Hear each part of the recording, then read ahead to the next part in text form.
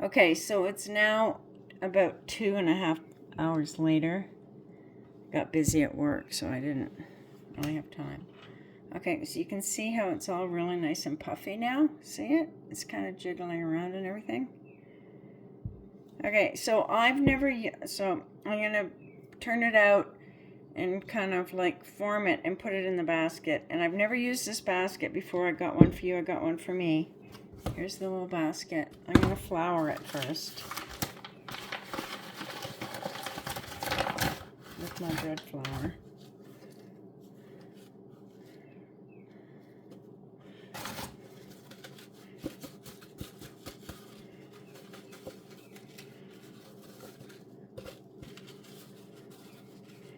And it's okay, I want to get some on my counter because I'm going to turn the bread out there in a second anyway. Well, I guess that looks pretty good. I don't really know on this part. You don't want it to stick, but you don't want it to be too floury either. So anyway, it's a bit, we'll see what happens on this. I'm not quite sure. Anyway, should be fine. Looks like a lot, actually. Okay, I'm going to just set that aside for a second.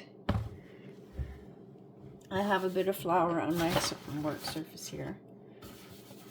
And I'm going to very gently get this out of the bowl. I don't want to be too rough on it now because it's got a lot of nice air bubbles in it.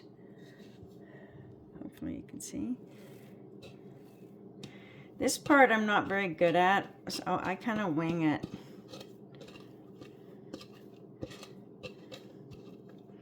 Okay, so it's sitting there on my counter. I'm flouring my hands a bit. Like my hands are kind of floury. What you're going to do is you're going to kind of grab it and try and like pull it and shape it into sort of a ball until it kind of forms a ball. You just kind of grab the edges of it and stretch it a bit. And what it does is it kind of forms a skin a little. Like it's really soft and sticky. And then when you do this a few times, and it's not an exact science, trust me, it kind of gets a nice sort of like outer shell on it. It's hard to explain, but it gets kind of like a nice elastic shell on the outside of it. That's about it. And you just kind of grab it on the bottom and turn it upside down. And I always kind of like pinch my seam together like that. That's it.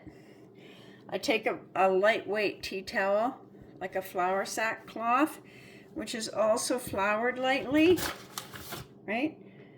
And I just put a bit more flour on it, as you can see, right?